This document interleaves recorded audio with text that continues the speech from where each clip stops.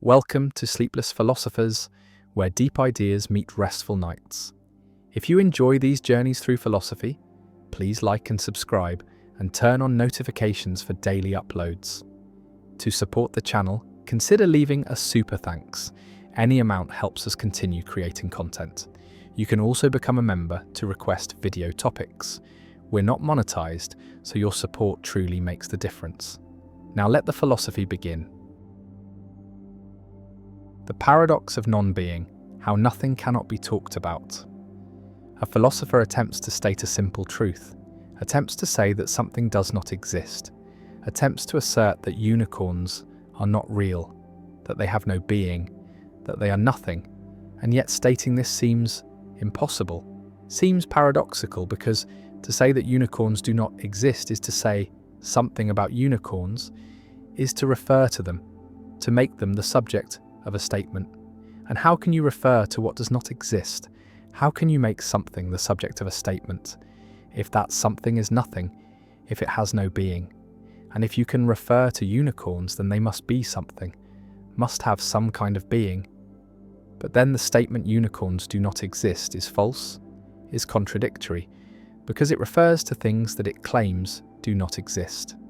And this is the paradox of non-being, first articulated by Plato in the Sophist, the puzzle about how negative existential statements are possible, how we can truly say that something does not exist without contradicting ourselves, without presupposing the existence of what we are denying exists.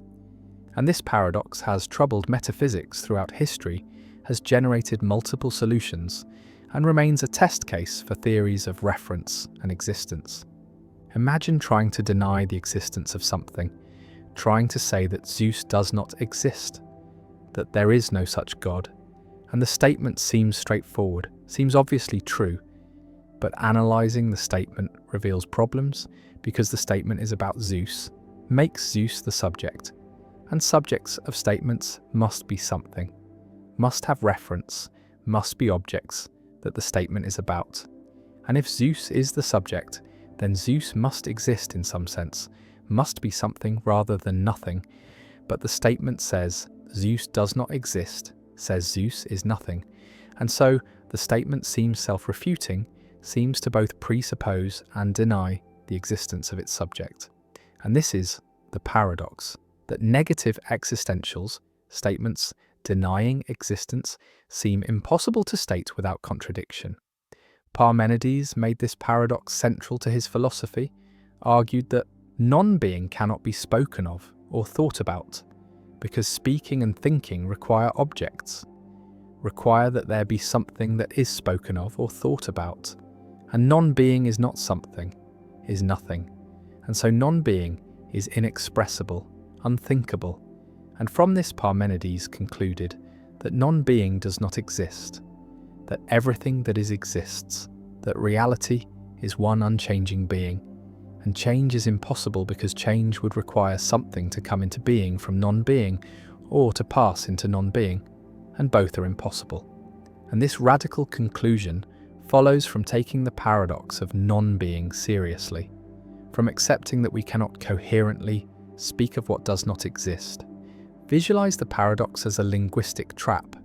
When you say X does not exist, you seem to refer to X, and reference requires that X be something, and if X is something, then X exists.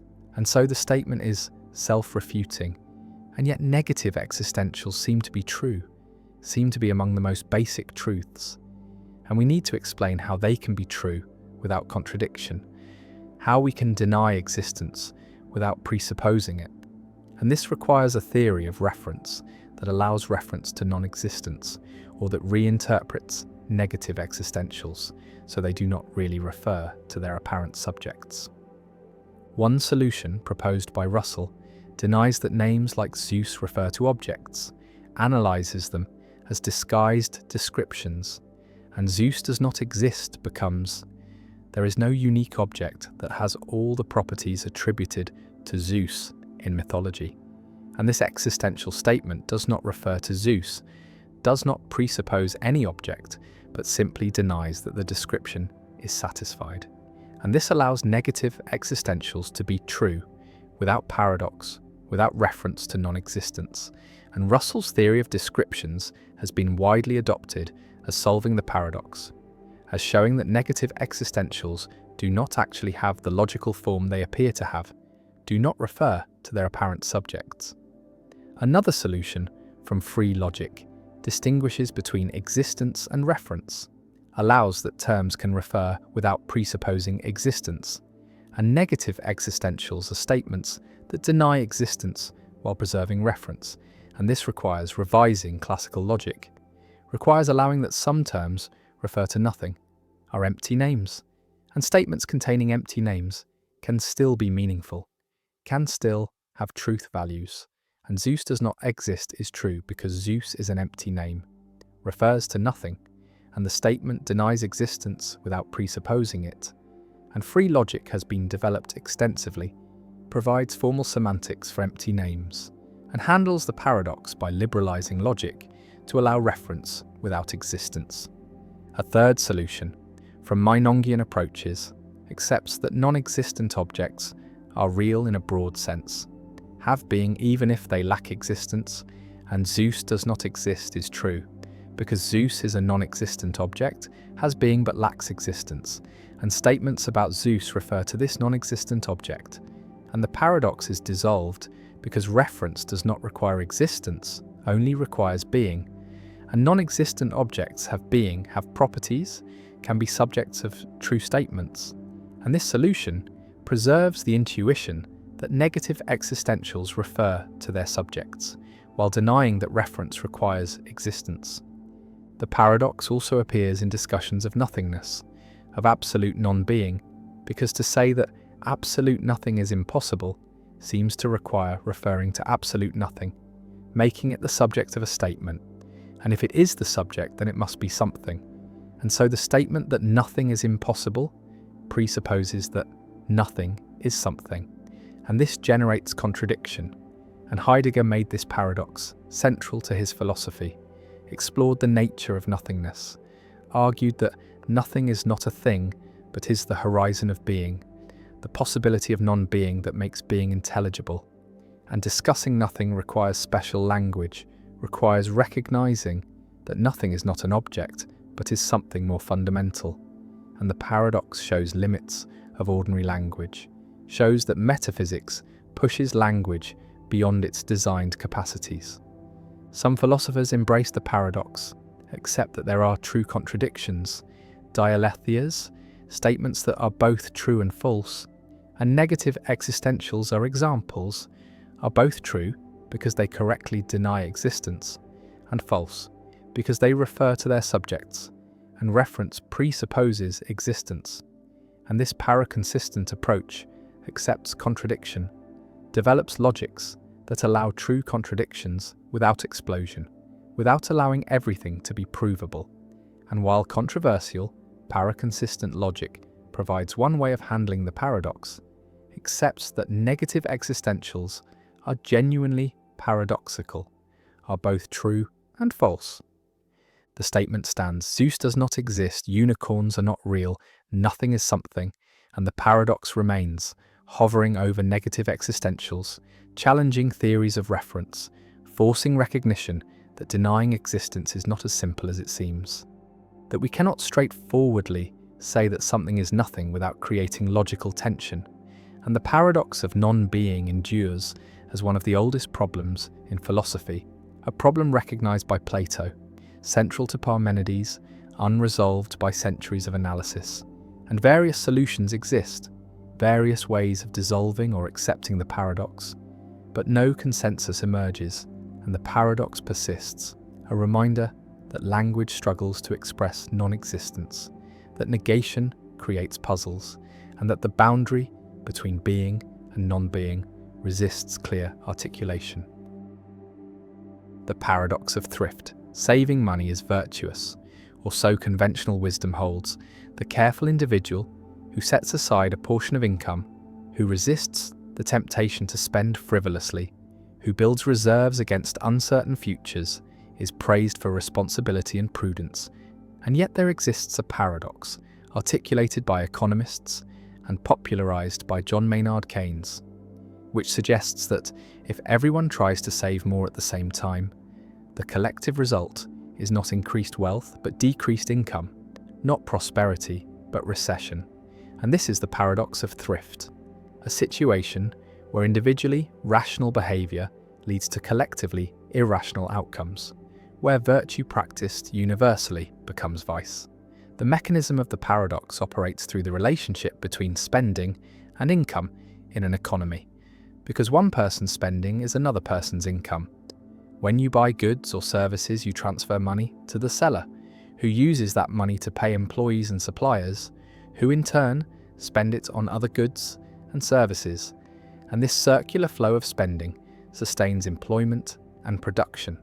And if many people simultaneously decide to save more and spend less, then aggregate demand falls, businesses see reduced sales and respond by cutting production and laying off workers, and those who lose jobs or see reduced hours have less income, which forces them to reduce spending further, which causes more businesses to cut back.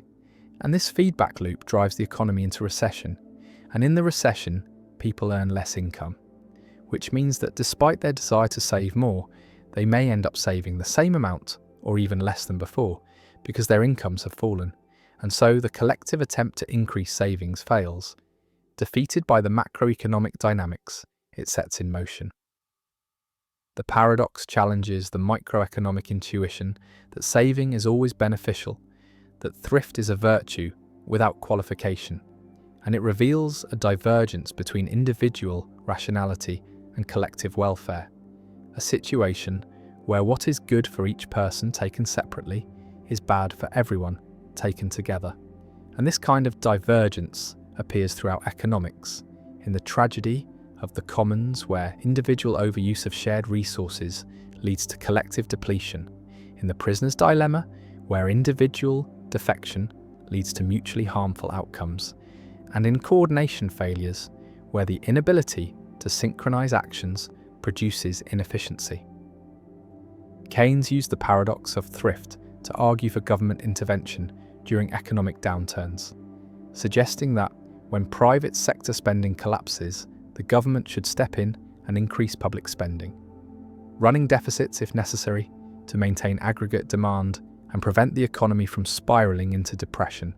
And this idea became a cornerstone of Keynesian economics, influencing policy responses to recessions for decades, though it remains controversial, with critics arguing that government spending is inefficient, that deficits impose costs on future generations, that markets are self-correcting and will eventually restore full employment without intervention, and that the paradox of thrift does not apply in the long run because savings finance investment, which increases productive capacity and future income.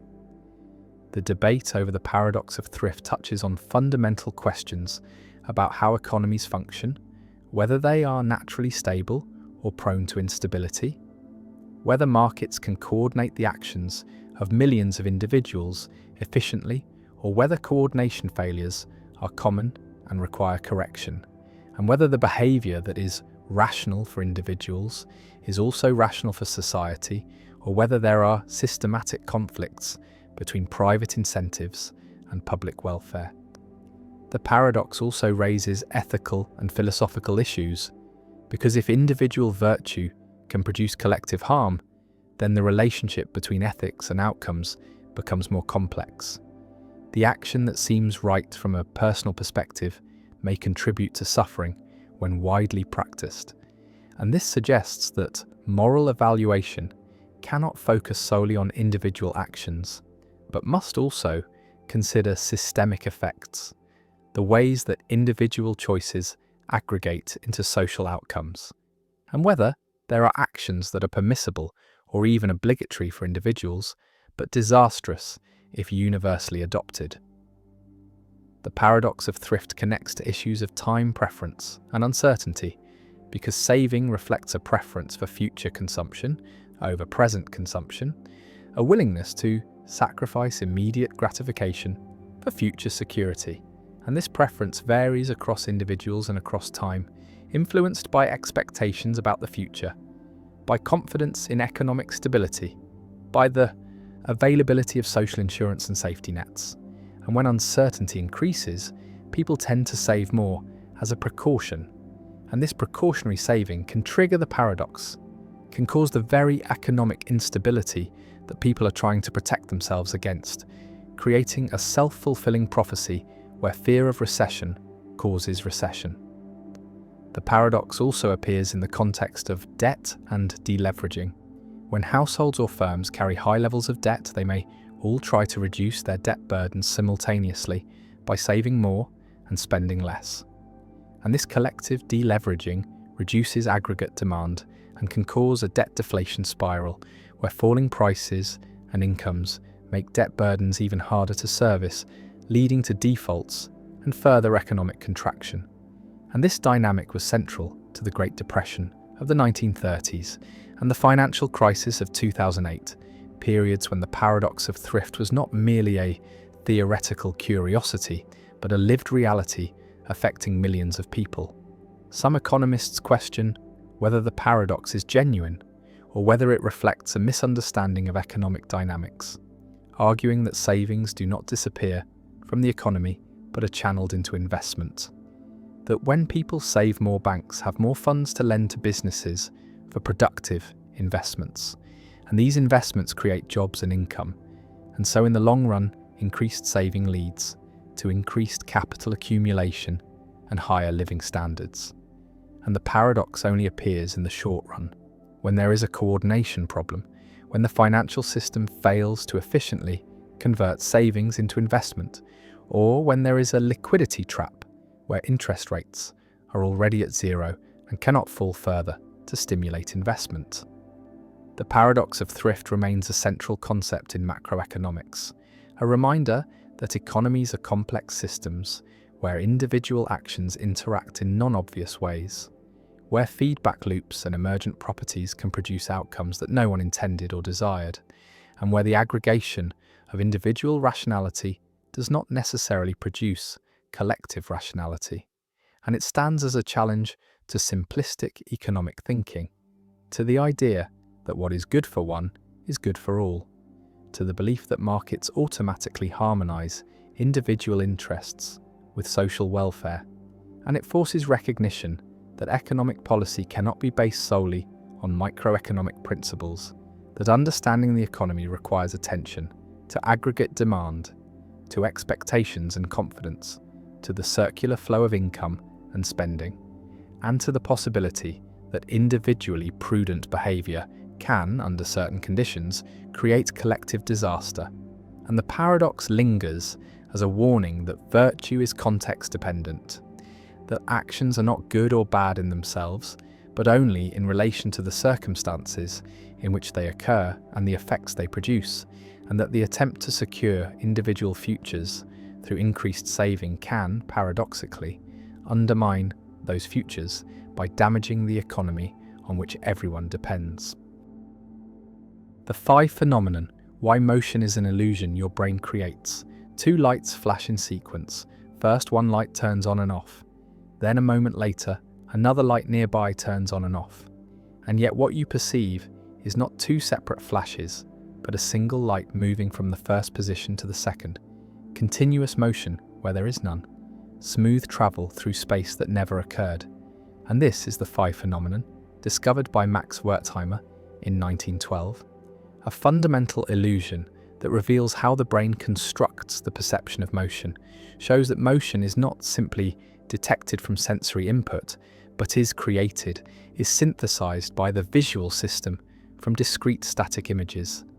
And the five phenomenon is the principle behind movies and television, where still frames flashed rapidly create the illusion of continuous motion, where characters seem to move smoothly when they are really just a sequence of frozen images. An understanding fee reveals that all motion perception involves construction, involves the brain interpreting changes and inferring movement.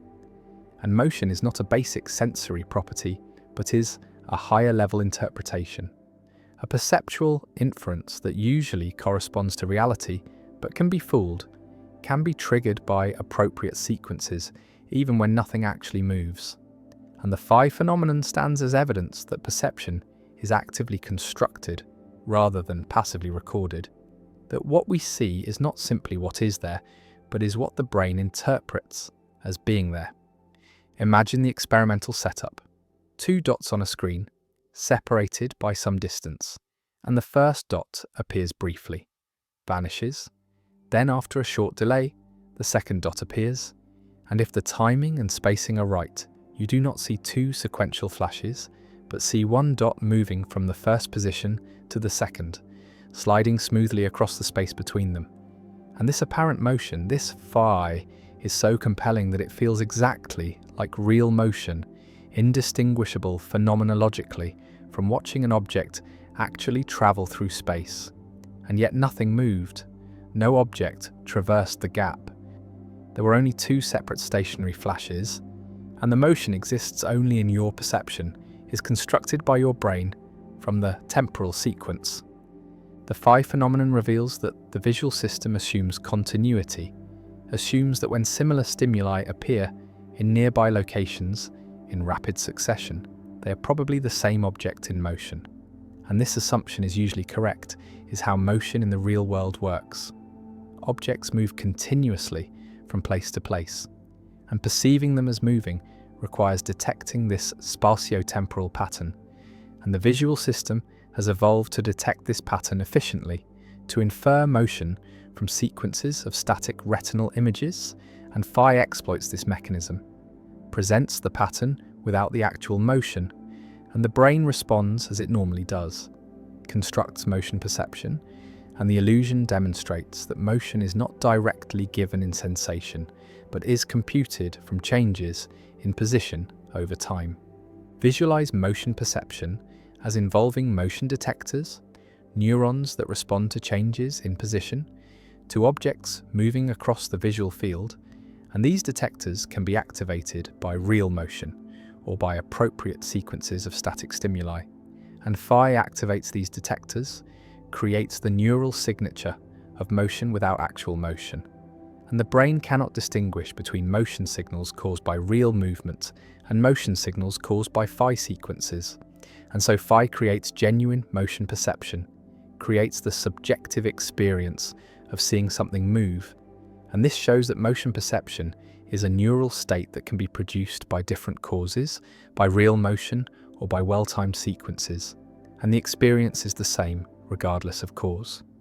The phi phenomenon differs from other apparent motion phenomena, differs from beta motion, which is pure displacement without phenomenal movement, differs from stroboscopic motion, which is the specific type of motion seen in films, and phi is the perception of smooth, continuous movement, is the most compelling type of apparent motion. Most closely resembles real motion, and understanding the distinctions between different types of apparent motion reveals the complexity of the motion perception system, reveals that there are multiple mechanisms, multiple ways the brain computes motion, and phi is one specific mechanism, the mechanism that creates smooth motion perception from discrete temporal sequences. Gestalt psychologists like Wertheimer used phi to argue against elementalist theories of perception, against theories that said perception is built up from simple sensations combined according to associations, and phi shows that perception is not a sum of elements, not a combination of 2 flashes, but is a holistic interpretation, is motion that emerges from the relationship between flashes, and the whole is different from the sum of parts. And this Gestalt insight-shaped psychology influenced how perception came to be understood as involving organization and interpretation rather than simple sensation. And phi became a canonical example, a demonstration that perception is constructive, is synthetic, creates experiences that go beyond the sensory input. The phi phenomenon also has philosophical implications for understanding consciousness and qualia, because the motion you experience in phi is phenomenologically real, is indistinguishable from real motion, and yet no motion occurred in the stimulus. And this raises questions about the relationship between experience and reality, about whether experiences are always caused by corresponding physical events. And phi shows they are not, shows that the same experience can be caused by different physical processes, by real motion, or by sequential flashes. And this supports functionalist theories of consciousness, supports the view that conscious experiences are not tied to specific physical substrates, but are computational states that can be realized in multiple ways. One implication of phi for film and animation is that smooth motion can be created with relatively low frame rates. As long as frames are spaced appropriately in time and space, the phi phenomenon will create smooth motion perception. And this is why movies work at 24 frames per second, why television works at similar rates. The temporal gaps between frames are short enough that phi fills them in, creates continuous motion, and filmmakers exploit phi to create realistic movement, to make still images come alive. And understanding phi has been crucial to developing motion picture technology, to optimizing frame rates and timing. Another implication concerns perceptual boundaries, concerns what counts as seeing motion versus what counts as inferring motion, because phi feels like seeing motion, feels like direct perception, not like making an inference or having a belief. And yet phi is constructed, is synthesized by the brain from discrete inputs, and this raises questions about where perception ends and cognition begins, whether the boundary is sharp or gradual, whether there are clear distinctions between seeing and thinking, or whether perception shades continuously into cognition.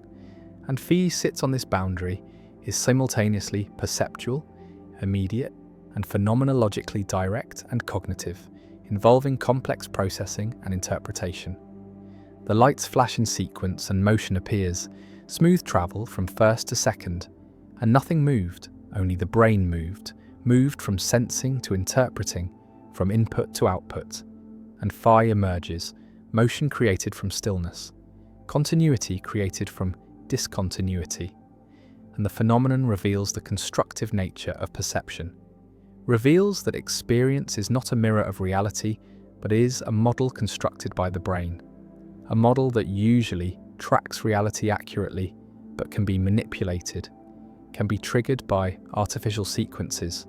And the phi phenomenon endures as one of the foundational discoveries in perceptual psychology, a demonstration that motion is not given but is made, is not detected but is computed, and every motion you see, real or apparent, involves this same computation, this same construction. And phi makes the construction explicit, shows that what seems most immediate, most directly perceived, is actually mediated, is processed, is inferred, and motion is an illusion, a useful, accurate illusion usually, but an illusion nonetheless. And phi reveals this and the lights flash on. The Preface Paradox. An author completes a lengthy scholarly work, a book synthesizing years of research, containing hundreds of individual claims about history, science, or philosophy, and the author has carefully checked each claim, believes each one to be true, based on the available evidence. And yet in the preface, the author writes something like this: "Despite my best efforts, I am certain that this book contains errors, that some of the claims I have made are false, and I apologize in advance for any mistakes that careful readers may discover." This acknowledgement is standard, even expected in academic writing, a gesture of intellectual humility, an admission that no human work is perfect. That error is inevitable in any sufficiently complex undertaking, and yet this creates a paradox, because the author believes each individual claim in the book believes that claim 1 is true, that claim 2 is true, that claim 3 is true, and so on for all the claims, and belief is usually thought to be closed under conjunction, meaning that if you believe each of several propositions, then you should believe their conjunction. And so the author should believe that all the claims in the book are true, and yet the author also believes that at least one of the claims is false, that not all of them are true, and these two beliefs are contradictory. And so the author holds contradictory beliefs, and this seems irrational. Yet the author's behaviour seems entirely reasonable. both the individual beliefs and the belief that some of them are false seem justified. And so the preface paradox reveals a tension between rationality and consistency, between what it is reasonable to believe and what logic says about the relationships between beliefs. The paradox was first articulated clearly by David Mackinson in 1965, though related issues had been discussed earlier, and it challenges the principle that rational belief is closed under conjunction, that if you rationally believe P and rationally believe Q, then you must rationally believe P and Q, because in the preface case, the author rationally believes each claim individually, but rationally believes that their conjunction is false, or at least that the conjunction is likely to contain errors. One response is to reject closure, to argue that rational belief is not closed under conjunction, that it is possible to rationally believe many individual propositions without rationally believing all of them together, especially when the number of propositions is large and the probability that each is true, while high, is less than certainty.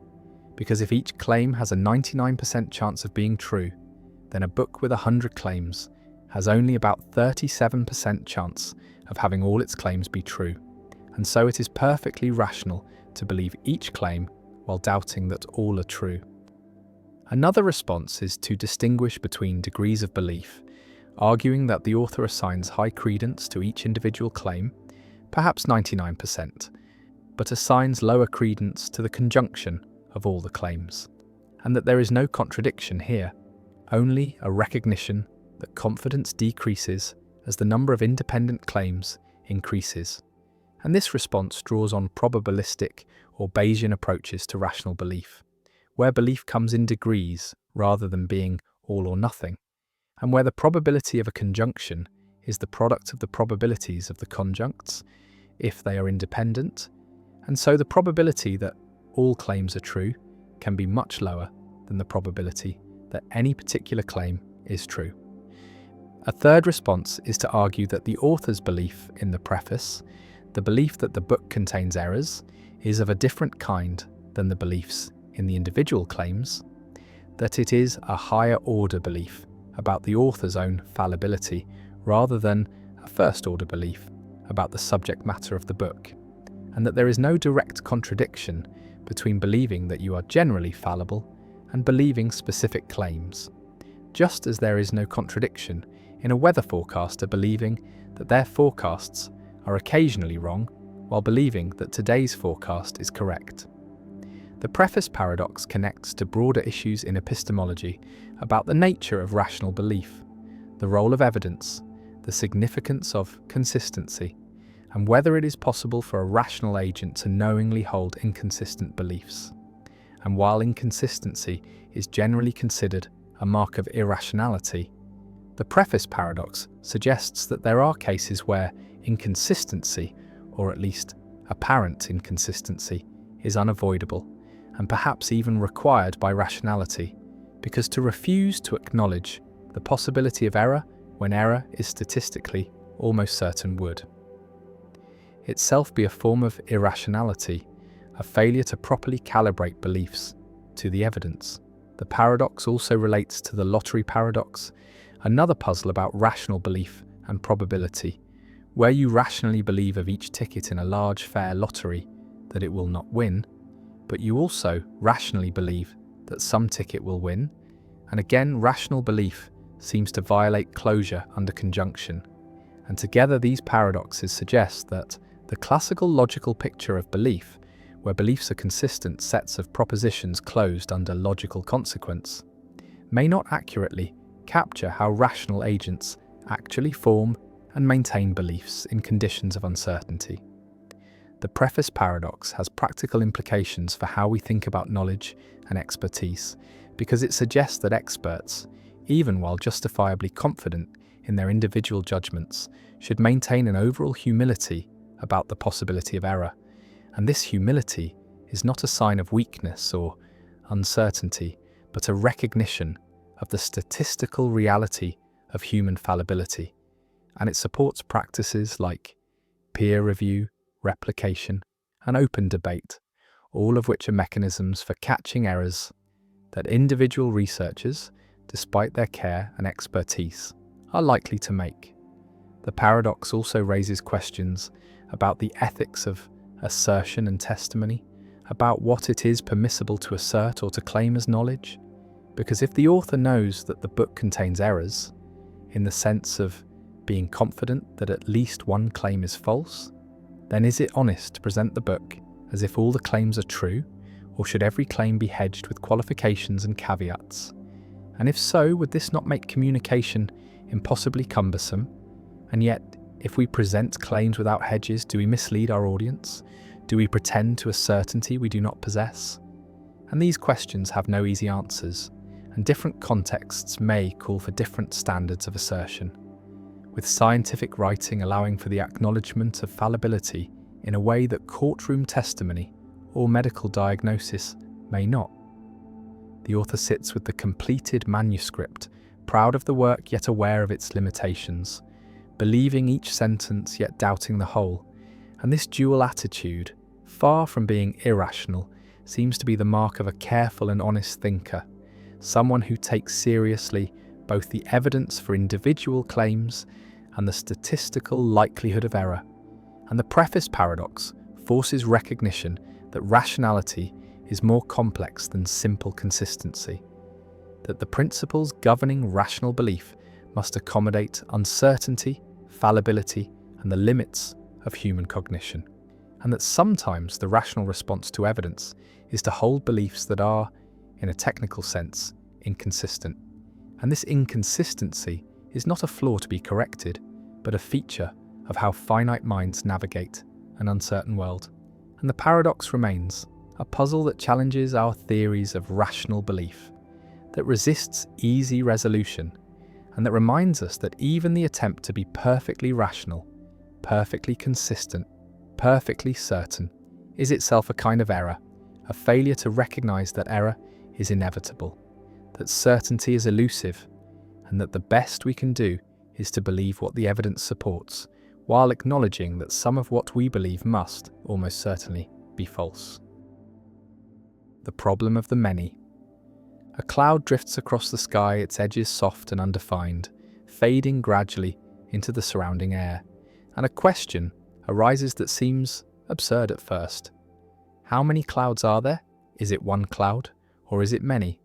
And the answer is not as obvious as it seems, because the boundary of a cloud is vague, imprecise, and this vagueness creates a puzzle known as the problem of the many, a paradox about identity and indeterminacy that challenges our assumptions about what it means to be a single object.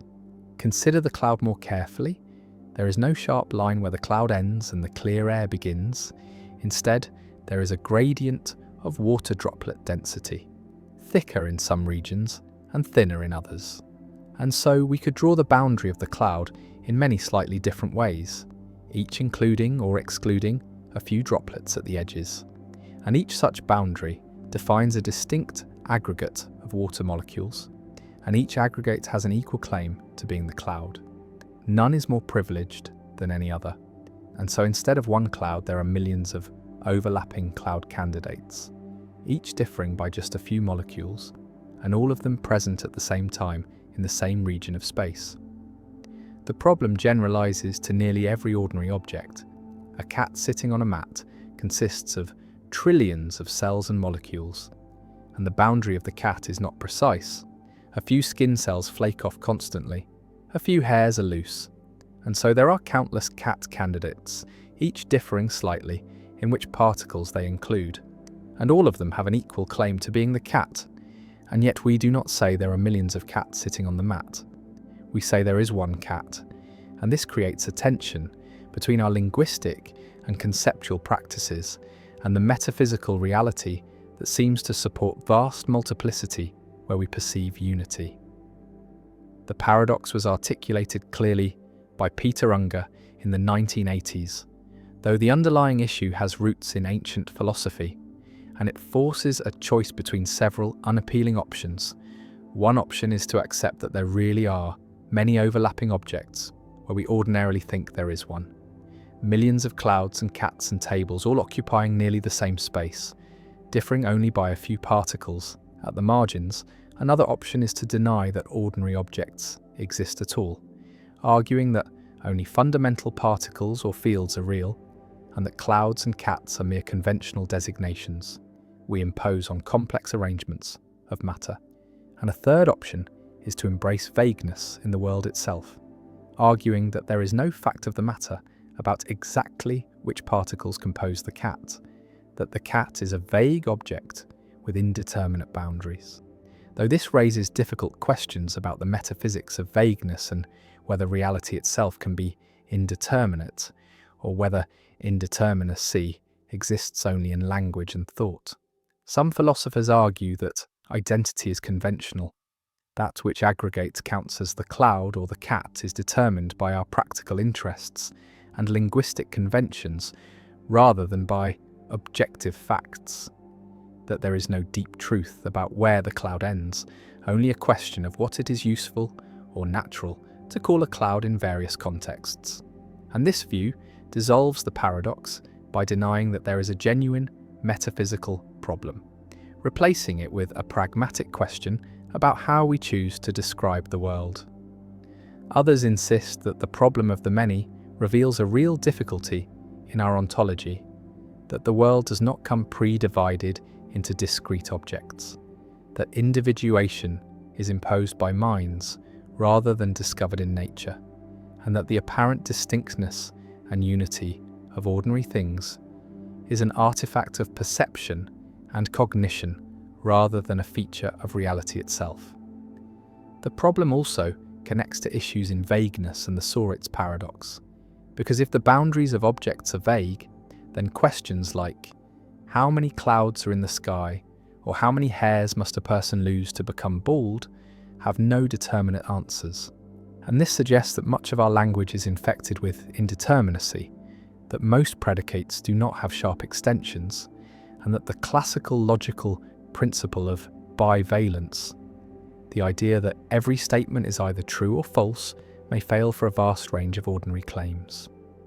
The problem of the many lingers as a reminder that the world of discrete objects we navigate daily, a world of cats and clouds and people, may be a useful fiction, a conceptual overlay we impose on a reality that is far more fluid and indeterminate than it appears, and that the question of how many things there are may have no answer, or infinitely many answers, or no meaning at all depending on how we choose to carve up the continuous flux of matter and energy into countable, nameable entities. The repugnant conclusion, why creating billions of barely happy people seems better. A utilitarian philosopher sits with a calculator, attempting to determine which world is best, which future humanity should aim for, and the principle guiding the calculation is simple. Maximize total happiness, create the most good, ensure that the sum of well-being across all people is as large as possible. And this seems like a reasonable goal, seems like an obviously good principle. Who could argue against making the world contain more happiness rather than less? And yet when this principle is applied consistently, when the logic is followed to its conclusion, the result is deeply counterintuitive, deeply troubling. And this troubling result is called the repugnant conclusion, first articulated by philosopher Derek Parfit. And it says that for any world containing a population of people living excellent lives, lives of great happiness and fulfillment, there exists a better world, according to utilitarian calculation, containing a much larger population, living lives barely worth living, lives that contain only slightly more happiness than suffering. And the second world is better, because even though each person is much less happy, the total amount of happiness is greater due to the vastly larger population. And this conclusion seems repugnant, seems to violate our intuitions about what makes a world good, and yet it follows logically from the principle of maximizing total happiness. Imagine World A, containing 1 billion people, and each person lives a wonderful life, a life filled with love, and beauty, and meaning, and joy, a life worth living many times over. And the total happiness in this world is enormous. And now imagine World Z, containing 1 trillion people, and each person's life is barely worth living, contains just slightly more pleasure than pain, just enough satisfaction to make existence preferable to non-existence, but not much more. No deep relationships, no profound experiences, just a thin layer of positive feeling spread across a vast multitude. And when we calculate total happiness, World Z wins, because even though each person is much less happy, there are so many more people that the total sum is greater. 1 trillion barely positive lives sum to more total happiness than 1 billion excellent lives. And according to the utilitarian principle that says we should maximize total happiness, World Z is better than World A. We should prefer it, should work to bring it about. And this seems absurd, seems like a reduction to absurdity of the maximizing principle, and yet the logic is impeccable, follows directly from the idea that goodness is total happiness. Visualize the choice as a graph. On one axis is population size, on the other axis is average happiness per person, and World A has high average happiness and moderate population, and World Z has very low average happiness but enormous population, and the area under the curve represents total happiness, and World Z has more area, more total happiness, despite having much lower average happiness. And the repugnant conclusion says we should prefer the world with more area, more total happiness, even though this means accepting a vast population of people whose lives are barely worth living. And this seems to violate basic intuitions about human dignity, about quality of life, about what it means to create a good world. Because most people would rather live in World A, would rather be one of the 1 billion living excellent lives than one of the 1 trillion living barely positive lives. And a theory that says World Z is better seems to have gone wrong somewhere. Parfit called the conclusion repugnant because it seems to endorse a world that intuitively seems worse, seems to recommend creating vast populations, living lives of minimal quality, and this conflicts with our sense that what matters is not just total happiness, but how that happiness is distributed, how good each person's life is, whether lives are worth living in a robust sense, rather than barely scraping by. And the paradox forces a choice, either accept the repugnant conclusion and bite the bullet, admitting that yes, World Z really is better, and our intuitions are wrong, or reject total utilitarianism, reject the principle that all that matters is total happiness, and adopt some alternative that avoids the conclusion. But every alternative has costs, has its own counterintuitive implications. One response is to adopt average utilitarianism, which says what matters is not total happiness, but average happiness per person. And by this measure, World A is clearly better than World Z, because the average person in World A is much happier, and the repugnant conclusion is avoided. But average utilitarianism has its own problems. It implies that we can improve the world by killing unhappy people, because removing people whose happiness is below average raises the average. And this seems even more repugnant than the original conclusion. And average utilitarianism also implies that a world with one extremely happy person is better than a world with 1 billion moderately happy people, as long as the single person's happiness exceeds the average of the billion. And this seems wrong, seems to sacrifice too much for the sake of avoiding one counterintuitive conclusion. Another response is to adopt variable value principles, where the marginal value of adding a person depends on the quality of their life. Creating people with excellent lives adds more value per person than creating people with barely positive lives. And this can avoid the repugnant conclusion by making World A better than World Z, despite having fewer people, because the excellent lives contribute more value per person. But this approach requires specifying how the marginal value changes, requires drawing lines about which lives add how much value. And these lines seem arbitrary, and the approach faces technical difficulties, can generate cycles where A is better than B, B is better than C, and C is better than A, creating intransitive preferences that undermine rational choice. A third response is to reject consequentialism entirely, to argue that what matters is not just outcomes, not just how much happiness exists, but also rights, dignity, fairness. And these values are not captured by summing happiness and creating a world of 1 trillion people. Living barely worthwhile lives might maximize total happiness, but violates something important about human dignity, about what it means to respect persons. And this deontological response avoids the repugnant conclusion by appealing to values beyond happiness. But it must explain what these values are, how they are weighed against happiness, and whether they really should override considerations of total welfare. The repugnant conclusion also raises practical questions about population ethics, about how many people should exist, about whether we have obligations to create future people, and if so, what quality of life they should have. And these questions are not academic. They affect policy decisions about climate change, resource allocation, family planning, and sustainability. Because if creating more people is good, as long as their lives are worth living, then we should maximize population growth up to the point where additional people would lower everyone's quality of life below the barely worth living threshold.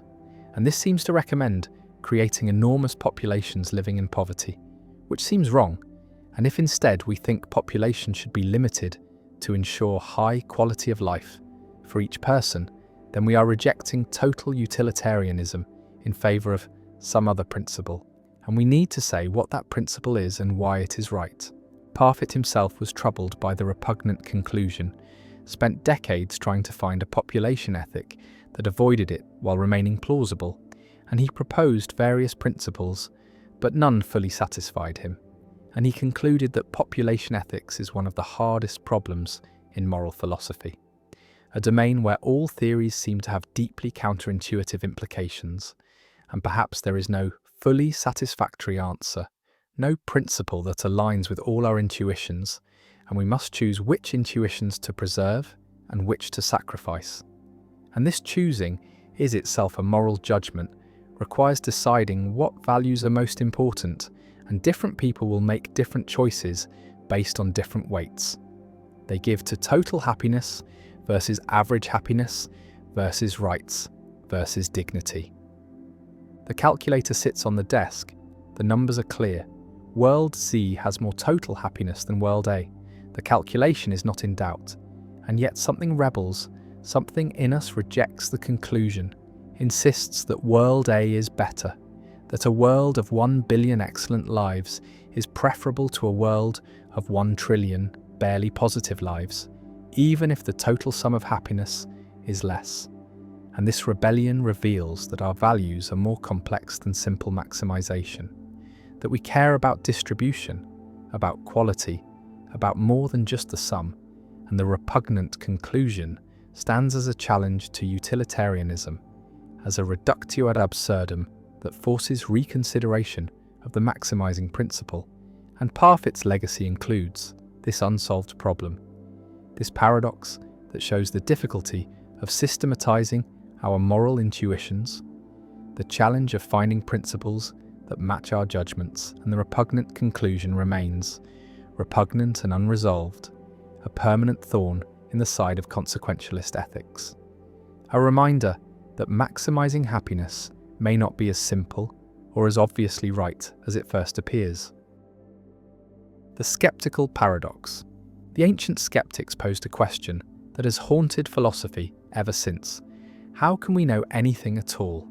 How can we justify our beliefs about the external world when those beliefs rest on foundations that are themselves uncertain, when every justification requires further justification in an endless regress? And this is the skeptical paradox, the problem that knowledge seems both necessary for action and impossible to achieve, that we cannot help but believe and claim to know, yet we cannot provide the kind of justification that would ground those claims in certainty. The skeptical argument takes many forms. One of the most powerful begins with the observation that our beliefs about the external world are based on sensory experience. We believe there is a table in front of us because we see it and touch it. But sensory experience can be misleading. Illusions and hallucinations occur. Dreams feel real while we are dreaming them. And so the mere fact that we have a certain experience does not guarantee that the world is as the experience represents it. And this means that our sensory experiences underdetermine our beliefs about the world. The same experiences could be produced by a real table, by a hallucination, by a detailed dream, or by a Cartesian demon systematically deceiving us.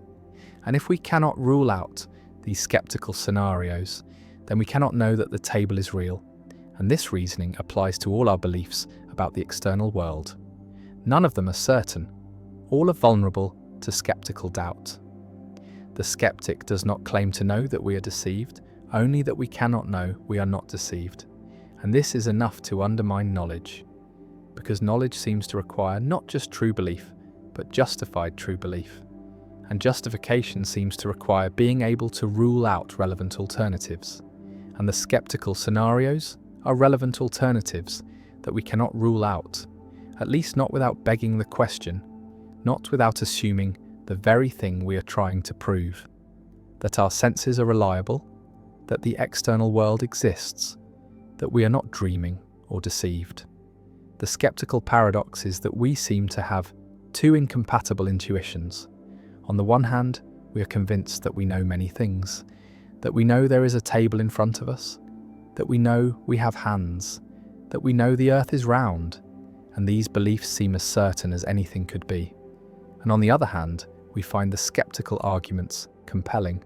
We recognize that we cannot prove we are not deceived, that the possibility of systematic error cannot be ruled out by any non-circular reasoning.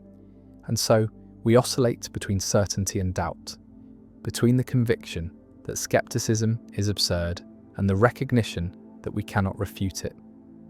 Descartes attempted to escape skepticism through his method of doubt, doubting everything that could be doubted until he reached the indubitable foundation, cogito ergo sum. I think therefore I am, the one truth that even the most radical skepticism cannot undermine, because to doubt that one exists is to presuppose that there is someone doing the doubting. And from this foundation, Descartes tried to rebuild knowledge, proving the existence of God and using God's benevolence to guarantee the reliability of clear and distinct perceptions. But few philosophers have found this reconstruction convincing. The arguments for God's existence are controversial, and even if successful, they would not close the gap between subjective certainty and objective truth, between what seems clear and what actually is. Hume took skepticism more seriously, arguing that we have no rational justification for believing in causation, induction, or the existence of an external world, that these beliefs are products of custom and habit rather than reason, that we believe because we cannot help but believe, because our psychology compels us, not because we have good arguments. And Hume distinguished between philosophical skepticism, the theoretical position that knowledge is impossible, and practical certainty, the psychological inevitability of belief and action. And he suggested that we can acknowledge the force of skeptical arguments in the study while setting them aside in ordinary life. Though this division between theory and practice remains uncomfortable, a kind of intellectual schizophrenia where we admit that our beliefs are unjustified, yet continue to hold them anyway. Kant responded to Hume by arguing that skepticism rests on a mistake, the assumption that knowledge requires correspondence between our representations and things as they are in themselves, independent of our cognitive faculties, and Kant argued that this assumption is incoherent, that we can only know things as they appear to us, as structured by the forms of intuition and the categories of understanding, and that the question of how things are independently of these structures is meaningless, not answerable even in principle, and so skepticism about the external world is based on a confused demand, a demand for a kind of knowledge that is conceptually impossible, and Kant's transcendental idealism attempts to secure the objectivity of knowledge by relativizing it to the conditions of possible experience, making knowledge possible by making it more modest, more limited, no longer claiming to grasp things in themselves, but only things as they appear within the framework of human cognition. Contemporary epistemology has developed various responses to skepticism. Externalist theories argue that knowledge does not require the ability to rule out all skeptical scenarios, that knowledge requires only that beliefs be produced by reliable processes or track the truth in certain ways. And on these views we can know we have hands, even if we cannot prove we are not brains in vats. Because in the actual world, our perceptual beliefs are reliably formed, and the fact that we cannot distinguish the actual world from a skeptical scenario does not undermine knowledge as long as we are in fact in the actual world, and our beliefs are in fact reliably formed. Contextualist theories argue that the standards for knowledge vary with context, that in ordinary contexts skeptical scenarios are not relevant, and we can truly claim to know many things, while in philosophical contexts where skeptical scenarios are explicitly raised, the standards become more demanding and knowledge claims become false. And this allows us to preserve both the intuition that we know many things in everyday life, and the intuition that skeptical arguments are powerful in philosophical inquiry, by treating these as claims about knowledge in different contexts with different standards. The skeptical paradox remains unresolved. No consensus has emerged about how to respond to skeptical arguments, and different philosophers find different responses more or less satisfying depending on their broader commitments about the nature of knowledge, justification, and the mind's relationship to the world. And the paradox continues to drive epistemological theorizing, forcing philosophers to clarify what they mean by knowledge, what conditions must be met for a belief to count as knowledge, and whether the concept of knowledge we ordinarily employ is coherent or whether it contains internal tensions that cannot be fully resolved. The skeptic sits in doubt, questioning everything, unable to claim knowledge, yet unable to stop believing, and the rest of us navigate between confidence and uncertainty, acting as if we know, while acknowledging in quieter moments that our knowledge rests on foundations that are less secure than we would like, that the gap between appearance and reality cannot be fully closed, that the possibility of error cannot be eliminated, and that knowledge, if it exists at all, is more fragile and more difficult to achieve than common sense suggests.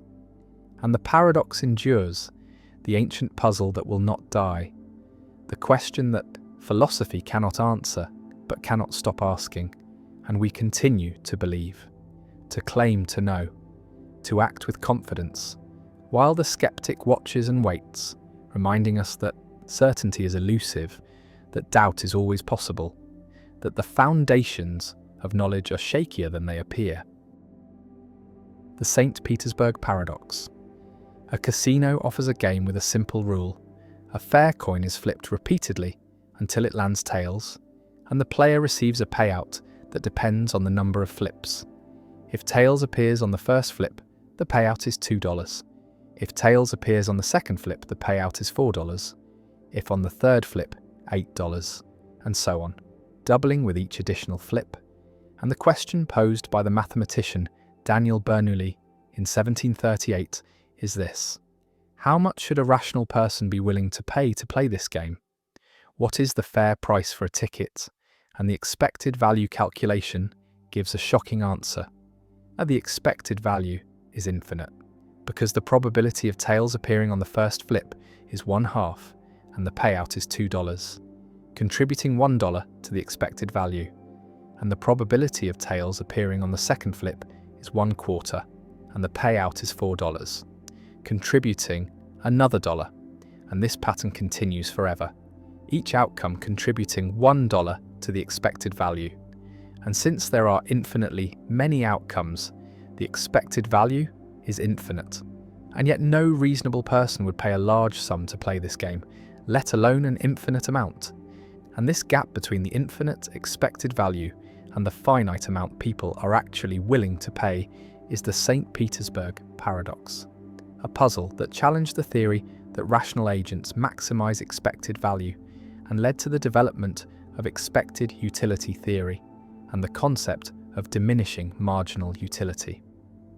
The paradox reveals that expected value, calculated as the sum of each outcome's value multiplied by its probability, may not be the appropriate guide for decision-making, because expected value treats dollars linearly, assumes that $10 is worth exactly 10 times as much as $1, and that $1 million is worth exactly 1,000,000 times as much. But this does not capture how people actually value money. For most people, the value of money exhibits diminishing marginal utility.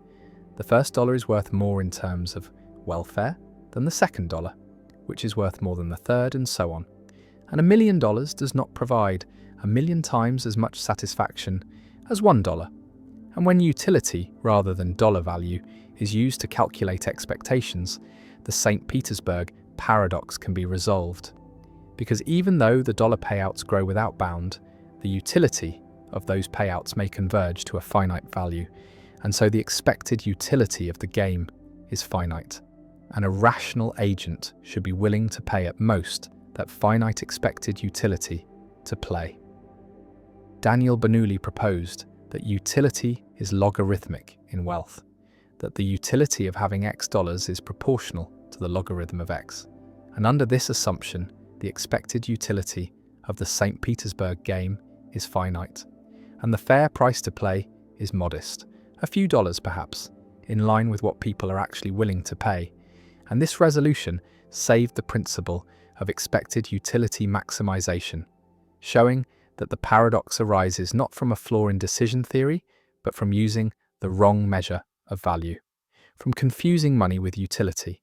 And Bernoulli's insight laid the groundwork for modern economics and decision theory, which routinely assume that utility is concave in wealth, that people are risk-averse, that they prefer a certain outcome to a gamble with the same expected value, and that this risk aversion reflects diminishing marginal utility. But the St. Petersburg paradox has deeper layers, because even the expected utility resolution can be challenged.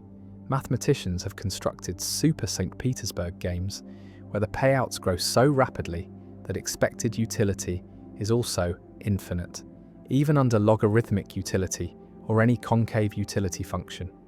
For instance, if the payout on flip n is not 2 to the power of n dollars, but 2 to the power of 2 to the power of n, or some even faster growing function, then expected utility under any reasonable utility function will be infinite. And so the paradox reappears, and this suggests that the problem is not merely about the choice of value function, but about how to handle infinite or unbounded expectations. And some decision theorists argue that games with infinite expected value or utility are ill-defined, that they fall outside the domain of expected utility theory, that the theory was never meant to handle such cases and should not be faulted for failing to do so. Others propose alternative decision theories, bounded utility functions where utility approaches a maximum, as wealth increases so that no payout, however large, has infinite utility, and under such functions, all expected utilities are finite. And the paradox is avoided, or they propose maximum principles where the agent focuses on the worst possible outcome, or they appeal to considerations of probability and belief, arguing that rational agents should not assign positive probability to arbitrarily unlikely events, that there is some threshold below which probabilities are treated as zero, and this truncation of the probability distribution renders expected values finite. The paradox also raises questions about the feasibility of the game, because no casino could actually pay out arbitrarily large sums. The maximum payout is limited by the casino's resources, and once this limit is imposed, the expected value becomes finite, and the paradox dissolves. But this response feels unsatisfying, like avoiding the problem rather than solving it, because the paradox is meant to be a thought experiment about rational decision-making, not a practical question about casino economics. And thought experiments should not be dismissed simply because they involve idealizations. The St. Petersburg paradox connects to debates about rationality and the nature of value, about whether rationality requires maximizing expected utility or whether other principles should guide decision-making, about whether value is unbounded or whether there are limits to how much anything can be worth, about how to handle uncertainty and risk, especially when probabilities are very small and payoffs are very large. And these questions have implications far beyond gambling, for insurance, for investment, for policy decisions involving catastrophic risks like pandemics or asteroid impacts, where the probabilities are tiny, but the potential costs or benefits are enormous. And the paradox shows that expected value reasoning can give counterintuitive or unhelpful guidance in such cases, that we may need other frameworks, other ways of thinking about decision-making under extreme uncertainty.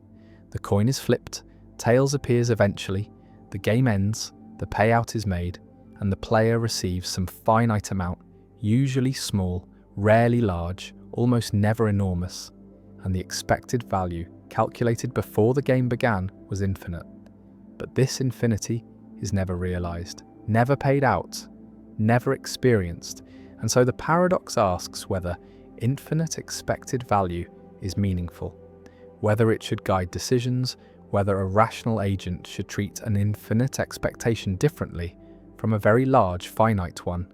And the answers are not obvious, not settled, not agreed upon, and the St. Petersburg paradox remains a puzzle, a test case for decision theory, a challenge to the principle of expected value maximization, a reminder that infinity is strange, that unbounded sequences create problems, that mathematical idealizations can clash with practical intuitions, and that the gap between theory and behavior, between what agents should do according to formal models and what they actually do, reveals something important about the limits of rationality, the role of psychology, the nature of value, and the difficulty of making decisions in a world where outcomes can vary wildly, where probabilities can be minuscule, and where the mathematics of expectation, taken to its logical extreme, produces results that seem absurd, untenable, impossible to act on, and the paradox endures, studied in classrooms,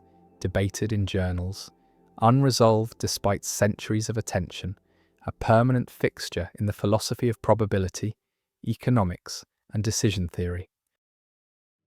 The Swampman paradox. Lightning strikes a swamp, and in that instant a man walking through the marsh is vaporized, his body reduced to scattered atoms. And by an extraordinary coincidence, the same lightning strike rearranges nearby organic matter into an exact duplicate of the man, molecule for molecule, synapse for synapse, every memory and personality trait perfectly replicated by chance. And this duplicate, called Swampman by philosopher Donald Davidson, who devised the thought experiment, opens his eyes and continues walking, unaware that anything has happened, believing himself to be the man who entered the swamp moments before. The question that follows is unsettling. Is Swampman the same person as the man who was destroyed? And if not, then what is he? Does he have thoughts, beliefs, desires? Or are his internal states merely physical patterns that resemble mental states without actually being mental states? And this paradox strikes at theories of meaning, content, and personal identity, revealing tensions between physical and historical criteria for mental properties. Davidson argued that Swampman does not have thoughts or beliefs, at least not initially, because the content of mental states depends on causal history, on how those states were formed through interaction with the environment and the linguistic community, and Swampman has no history, no past interactions, no causal connections to the world. His brain states are physically identical to the original man's, but they lack the historical grounding that gives those states their meaning. And so when Swampman seems to think about his wife, he is not actually thinking about anyone, because his internal states have no reference, no connection to the people and things they superficially resemble. This position reflects a broader externalist view in philosophy of mind, the idea that mental content is not determined solely by what is inside the head, but also by external relations, by the history of how beliefs and concepts were acquired, by the environment in which the organism evolved and learned. And so two physically identical beings could have different mental contents, or one could have mental contents while the other has none, depending on their causal histories. Others find this conclusion absurd, arguing that if Swamp Man is physically identical to the original man, then he must have the same mental states, that consciousness and thought supervene on physical structure, that duplicating the brain duplicates the mind, and that causal history, while perhaps relevant to the origin of mental content, is not necessary for its presence at a given moment. And so Swampman thinks and believes and desires just as the original man did, and any theory that denies this is privileging abstract historical facts over concrete present reality. The Swamp Man paradox also raises questions about personal identity. If Swamp Man is not the original man, then he is a distinct person who happens to have identical memories and personality, but those memories are false. They are not his memories because he did not live through the events they seem to record. He came into existence mere seconds ago with a fabricated past, and yet, from the inside, from Swampman's perspective, everything feels continuous and real, and he has no way of discovering the truth about his origins. And this suggests that memory and subjective continuity may be insufficient for personal identity. That being the same person requires some kind of physical or causal continuity that Swampman lacks. The paradox connects to debates about functionalism in philosophy of mind, the view that mental states are defined by their functional roles, by what they do and how they interact with other states, rather than by their physical composition or history.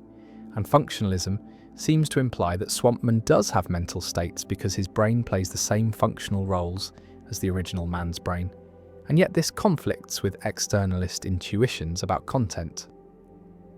The Swampman thought experiment has been used to explore issues in semantics, the philosophy of language, and theories of reference, showing that our ordinary assumptions about meaning and thought are more complex and fragile than they appear, that the relationship between words and world, between inner states and outer reality, is mediated by history and causation in ways that a snapshot of physical structure cannot capture.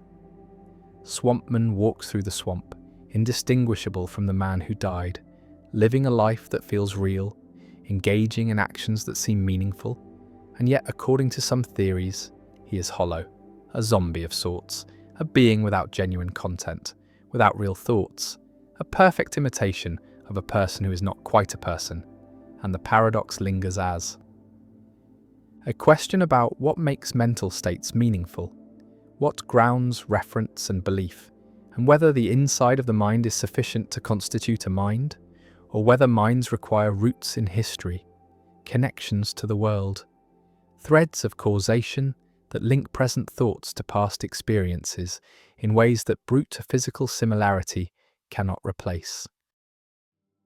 The tragedy of the commons. Why shared resources destroy themselves.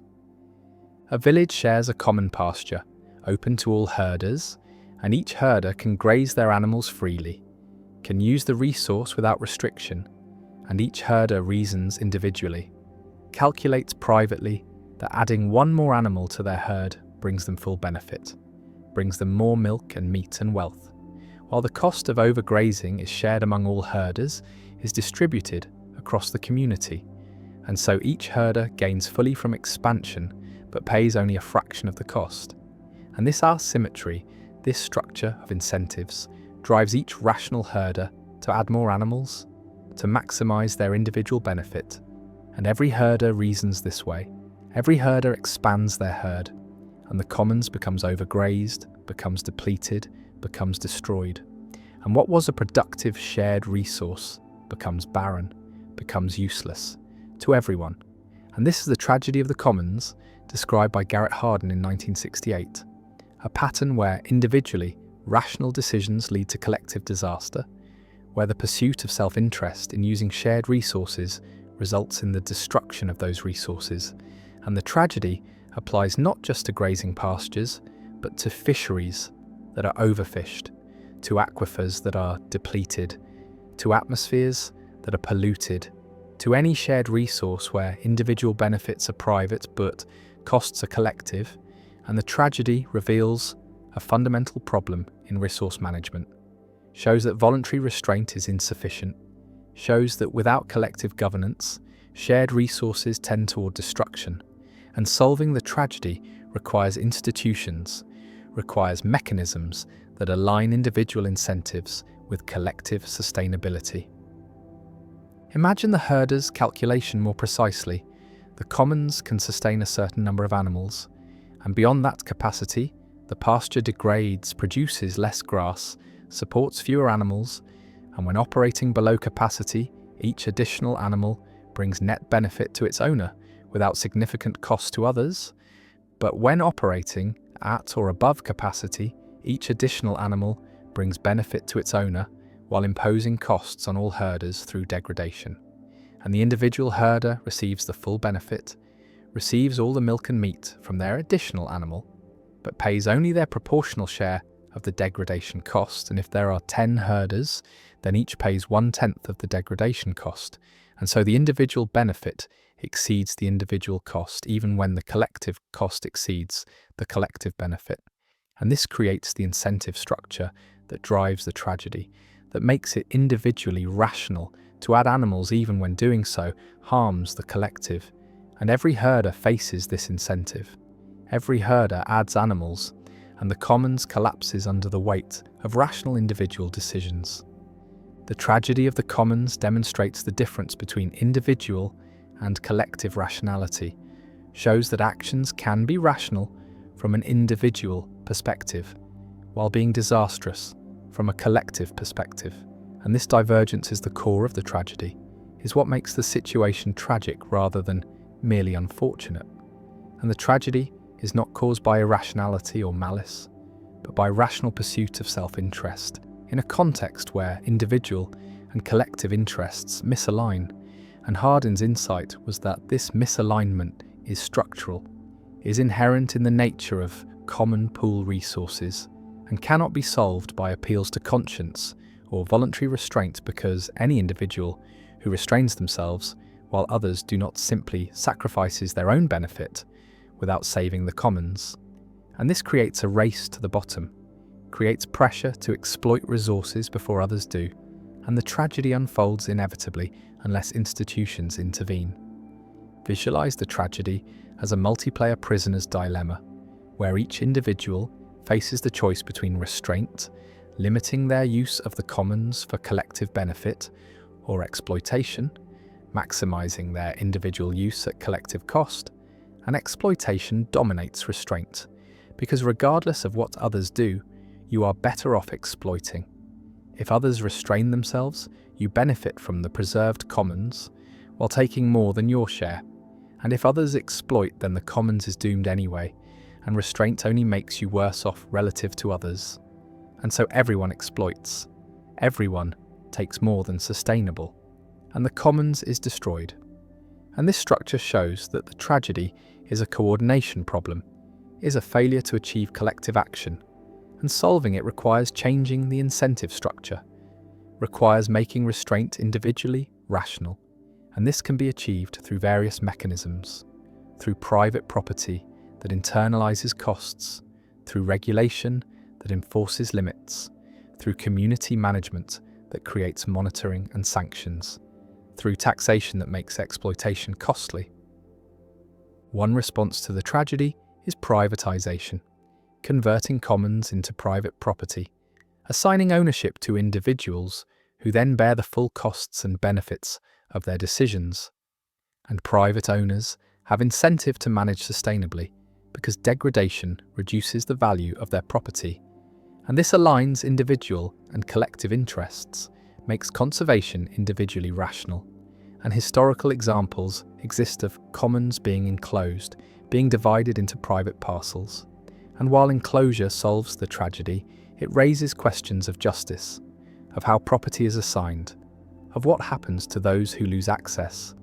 And privatization is not always feasible, is not appropriate for all resources, and some commons like the atmosphere or the ocean cannot be easily privatized, cannot be divided into individual holdings, and alternative solutions are needed. Another response is regulation, government intervention that imposes limits on use, that enforces sustainable practices through monitoring and penalties, and regulation can solve the tragedy by making exploitation illegal, by removing the incentive to overuse, and examples include fishing quotas, emission limits, grazing restrictions, and regulations can be effective when enforcement is strong, when violations are detected and punished, but regulation faces challenges, requires accurate information about sustainable use levels, requires political will to enforce, requires resistance to lobbying from those who benefit from exploitation, and regulations can be captured, can be weakened or undermined, and the tragedy can re-emerge if enforcement fails.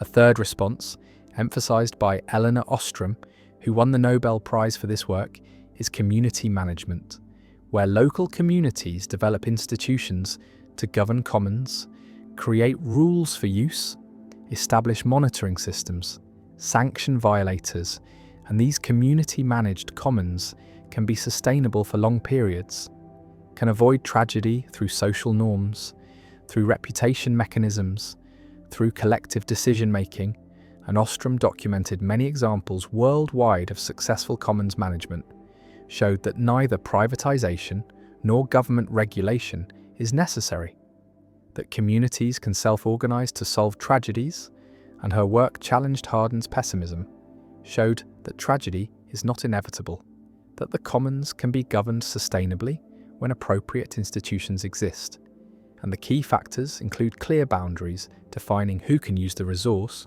rules matched to local conditions, participation in rule-making by those affected, monitoring by accountable monitors, graduated sanctions for violations, conflict resolution mechanisms, and recognition of rights to organize by external authorities.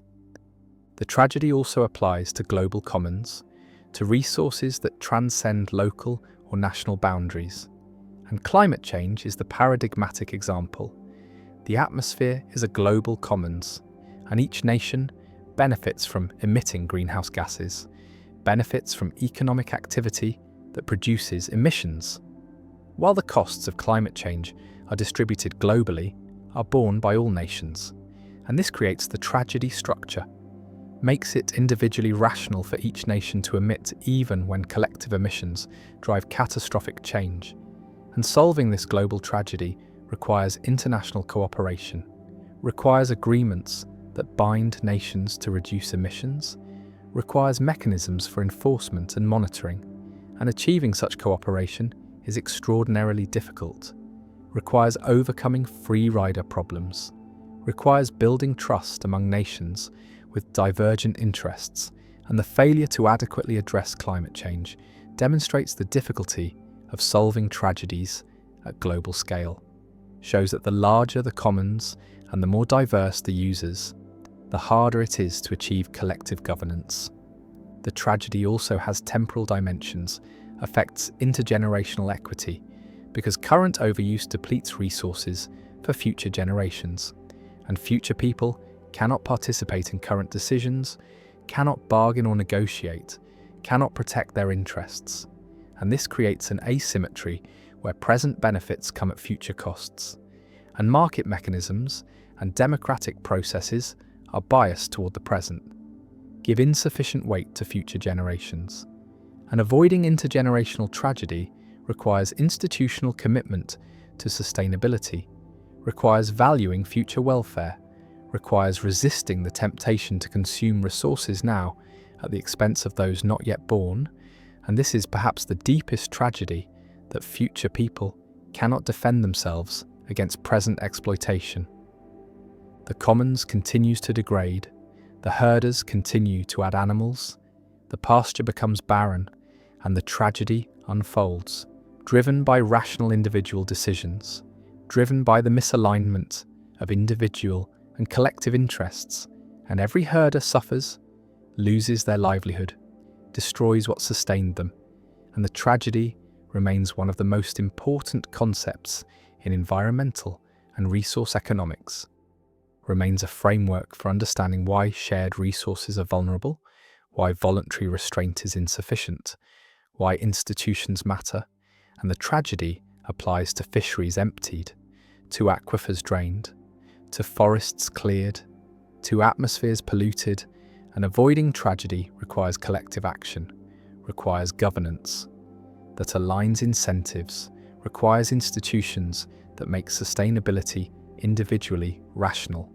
And without such institutions, the commons tends toward destruction, and the tragedy of the commons endures as a permanent warning about the limits of individual rationality, about the need for collective governance, and about the structural challenges in managing shared resources.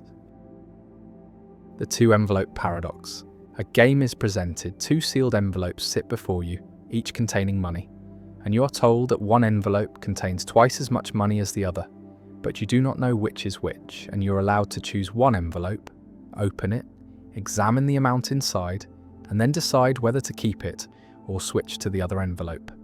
And this simple setup leads to a paradox that has puzzled decision theorists and mathematicians for decades, because the reasoning seems to suggest you should always switch envelopes, no matter what amount you find. And yet this conclusion is absurd because switching cannot systematically improve your outcome in a symmetric situation. Suppose you open your envelope and find $100 inside, and now you reason as follows. The other envelope contains either $50 or $200, each with equal probability, and so the expected value of switching is the average of those two amounts, which is $125, more than the $100 you currently have, and therefore you should switch. But this reasoning applies no matter what amount you find in the first envelope, whether it is $10 or $1 million. And so it seems you should always switch, but this cannot be right because before opening any envelope, the two envelopes are symmetric. Neither is better than the other, and so there cannot be a strategy that consistently favors one over the other. The paradox reveals a subtle error in the reasoning. The mistake lies in the assumption that the other envelope is equally likely to contain half or double the amount in the first envelope, because this treats the two possibilities as symmetric when they are not. If the two envelope amounts were determined in advance, say $50 and $100, then finding $100 in the first envelope tells you with certainty that the other contains 50, not that it might contain 200, and the probability calculation breaks down because it fails to account for the constraints imposed by the setup. Another way to see the problem is to notice that the same reasoning would tell you to switch back after switching, creating an infinite loop of switching, which is clearly absurd. And this shows that something is wrong with the expected value calculation, though pinpointing exactly what is wrong has led to extensive debate. Some argue that the paradox arises from improper use of probability in cases where the amounts are determined but unknown, that assigning equal probability to the two possibilities is not justified without more information about how the amounts were chosen. Others point to issues with unbounded utility, suggesting that if there is no upper limit on how much money the envelopes might contain, then expected value calculations can behave strangely and lead to paradoxes. The two-envelope paradox also appears in game theory and economics, where it illustrates the danger of reasoning about probabilities without carefully specifying the underlying probability distribution, and it connects to broader puzzles about decision-making under uncertainty, such as the St. Petersburg paradox and the principle of indifference. Some versions of the paradox introduce additional twists. Suppose you open one envelope, see the amount, and are then allowed to pay a small fee to switch. Would it be rational to pay? And how much would you be willing to pay? And these variations expose tensions between different decision theories, between evidential and causal reasoning, between maximizing expected value and following dominance principles. The paradox remains a teaching tool in probability and decision theory, a cautionary tale about the risks of applying mathematical reasoning mechanically without understanding the full structure of the problem. And it reminds us that even simple games with clear rules can generate confusion when probabilities and expectations are involved. That intuition is an unreliable guide in matters of chance, and that the formalism of mathematics, while powerful, must be applied with care to avoid generating conclusions that seem compelling but are ultimately incoherent. And the two envelopes sit there, sealed and symmetrical, each containing money, and the temptation to switch, to reason that the other must be better, to calculate expected values and probabilities, leads into a trap from which logic alone struggles to escape. Arrow's impossibility. Theorem why perfect democracy cannot exist. A political philosopher sits down to design the ideal voting system, the perfect way to aggregate individual preferences into collective decisions, and the goal is to create a method that is fair, that respects everyone's views, that produces coherent results. And the philosopher lists the properties that any good voting system should have. First, the system should satisfy unanimity. If everyone prefers option A to option B, then the group should prefer A to B. This seems minimal, seems obviously required. Second, the system should be non-dictatorial. No single person should determine the outcome regardless of what others want. Democracy requires that everyone's preferences count. Third, the system should satisfy independence of irrelevant alternatives. The group's preference between A and B should depend only on individuals' preferences between A and B, not on preferences involving other options. This prevents manipulation through introducing or removing irrelevant alternatives. And fourth, the system should produce transitive group preferences. If the group prefers A to B and B to C, then it should prefer A to C. This is basic rationality. And these four properties seem reasonable, seem like minimal requirements for a fair voting system. And yet Kenneth Arrow proved in 1951 that no voting system can satisfy all four simultaneously, that any system satisfying the first three must violate the fourth or be dictatorial. And this is Arrow's impossibility theorem, one of the most important results in social choice theory. A proof that perfect democracy is mathematically impossible, that any voting system must sacrifice some desirable property. Imagine trying to construct a voting system, trying to satisfy all the conditions, and you begin with unanimity. You say that if everyone ranks A above B, then the system must rank A above B. And this seems obviously correct, seems like the least a voting system could do, and then you add non-dictatorship. You say that no single voter can determine the outcome regardless of others' preferences. And again, this seems essential to democracy, seems like the difference between democratic and authoritarian systems. And then you add independence of irrelevant alternatives. You say that the group ranking of A versus B should depend only on how individuals rank A versus B, and this prevents certain kinds of manipulation, prevents the outcome from being affected by adding or removing options that shouldn't matter. And finally, you want transitivity. You want the group preferences to be rational, to be coherent, to satisfy basic logic. And Arrow proves that you cannot have all four, that satisfying unanimity, non-dictatorship, and independence forces you to accept either intransitivity or dictatorship. And since dictatorship violates the second condition, you are left with intransitivity, the voting paradox, the possibility of cycles where A beats B, B beats C, and C beats A. The proof is technical, but the intuition is that independence of irrelevant alternatives is very demanding, requires that the group preference between any two options depend only on individual preferences between those two options, and this requirement, combined with unanimity and non-dictatorship, creates constraints that no voting system can satisfy while maintaining transitivity. And the impossibility is not a matter of not having found the right system, not a matter of needing to be more clever, but a matter of mathematical necessity, a proof that the requirements are logically incompatible, that any voting system that satisfies some requirements must violate others. Visualize the theorem as a set of constraints, 4 conditions that a voting system might satisfy, and the theorem proves that the 4 conditions form an inconsistent set, that no system can satisfy all 4 simultaneously, and this means designers of voting systems face a choice, must decide which conditions to relax, which properties to sacrifice, and different voting systems make different choices. Simple majority rule satisfies unanimity, non-dictatorship, and independence, but violates transitivity as shown by the voting paradox.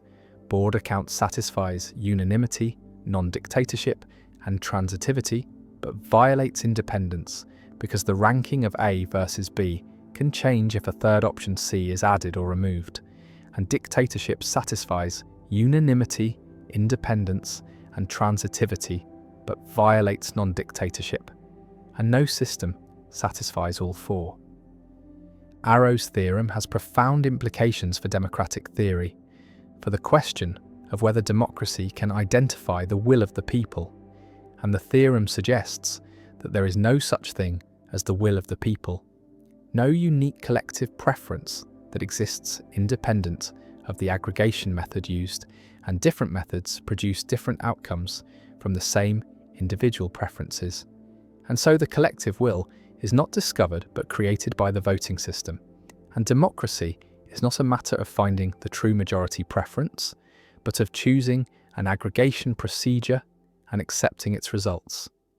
And this choice is inherently political, inherently involves value judgments about which properties matter most, and there is no neutral or objective way to make this choice. The theorem also challenges the idea that voting is a purely technical matter, that once we agree on democratic principles, the implementation is straightforward. And Arrow shows that even agreeing on minimal principles, even accepting unanimity and non-dictatorship, does not determine a unique voting system, does not tell us how to aggregate preferences, and different systems satisfying the same basic principles can produce radically different outcomes. And this means that institutional design matters enormously, that the choice of voting system is consequential, and that democracy requires making difficult trade-offs between desirable properties that cannot all be achieved simultaneously.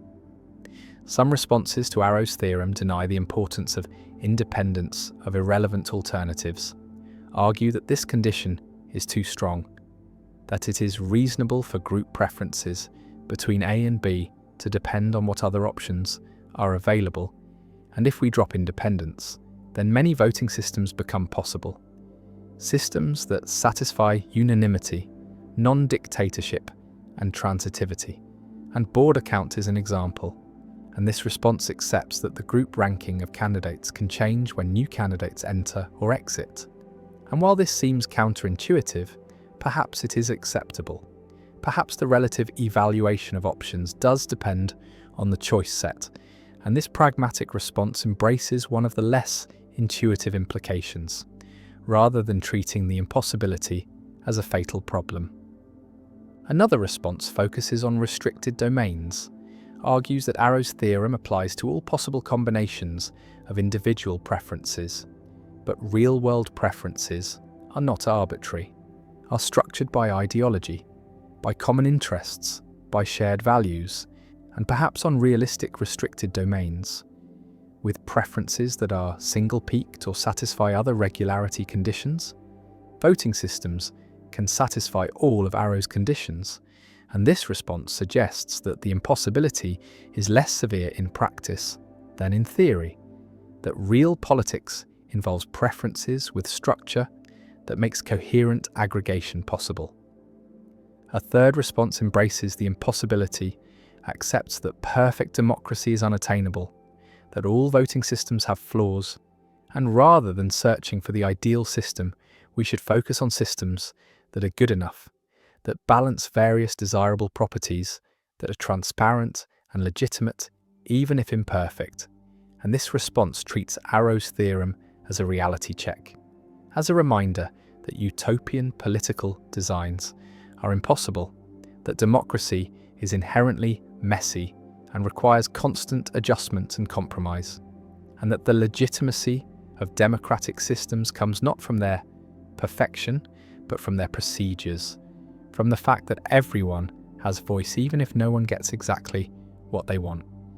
The philosopher sits with a list of properties, recognizing that they cannot all be satisfied, that the perfect voting system does not exist, and the quest for ideal democracy confronts mathematical impossibility, confronts Arrow's proof that the properties we want cannot be combined, and the theorem stands, a monument to the limits of democratic design, a proof that politics is not a technical problem with technical solutions, but a domain where trade-offs are inevitable, where values conflict, where no system satisfies everyone's ideals, and Arrow's impossibility theorem remains one of the most important results in social science. A demonstration that even the most basic intuitions about fair voting are mutually incompatible, that democracy requires accepting imperfection, and that the design of institutions is a matter of choosing which imperfections to tolerate, which values to prioritize, and which trade-offs to make. And the impossibility endures, shaping debates about electoral systems, challenging naive faith in majority rule, and reminding us that perfect democracy is not just difficult, but impossible. Not just beyond current reach, but beyond any reach, mathematically proven to be unattainable. And the theorem persists as a permanent limitation on political possibility, a proof that we must live with flawed systems because perfect ones cannot exist. Cantor's paradox. Georg Cantor, the mathematician who revolutionized our understanding of infinity by developing set theory and demonstrating that infinite sets come in different sizes, encountered a paradox that threatened the foundations of his own creation. And this paradox asks a simple question that leads to contradiction. What is the cardinality of the set of all sets? What is the size of the collection that contains every possible set as a member? And Cantor's theorem, one of his most important results, states that for any set, the power set, the set of all subsets of that set, has strictly greater cardinality than the original set, meaning there is no one-to-one correspondence between a set and its power set. The power set is always larger, and this theorem applies to finite sets, where the power set of a set with n elements has 2 to the power n elements, and it applies to infinite sets as well. The power set of the natural numbers, which is the set of all subsets of natural numbers, has greater cardinality than the natural numbers themselves. It is uncountably infinite, while the natural numbers are merely countably infinite. The paradox emerges when we apply Cantor's theorem to the set of all sets, because if there is a set that contains every set as a member, including itself and all its subsets, then we can consider the power set of this universal set, the collection of all subsets of the set of all sets, and by Cantor's theorem this power set must have greater cardinality than the set of all sets. But every subset of the set of all sets is itself a set, and therefore must be a member of the set of all sets, because the set of all sets contains every set. And so, the power set is contained within the set of all sets. It cannot be larger, and yet Cantor's theorem says it must be larger, and this contradiction is Cantor's paradox, a proof that the set of all sets cannot exist, that naive set theory, which allows the formation of any collection that can be described, is inconsistent. The paradox is related to Russell's paradox, which also exposes contradictions in naive set theory by considering the set of all sets that do not contain themselves. And both paradoxes revealed that unrestricted set formation leads to contradictions, that not every collection can be a set, and that mathematics needed a more careful foundation. And this led to the development of axiomatic set theories, like Zermelo-Fraenkel set theory, which impose restrictions on what sets can be formed, typically by avoiding self-reference and by building sets up gradually from simpler sets using specified operations. And in these axiomatic systems, The set of all sets does not exist. The formation of such a set is not permitted by the axioms, and the paradox is avoided by denying the existence of the problematic collection. Cantor's paradox raises deep questions about the nature of infinity and totality, about whether there is a largest infinity, a biggest collection, and the paradox suggests that there is no largest cardinal number, that for any infinite size there is a larger infinite size obtained by taking the power set, and this hierarchy extends without bound. There is no top, no final level, no set that contains all sets, and this open-endedness is both mathematically fruitful, providing an endless source of new infinities to study, and philosophically troubling, suggesting that mathematical reality has no completion, no ultimate totality, no grand unified structure that encompasses everything.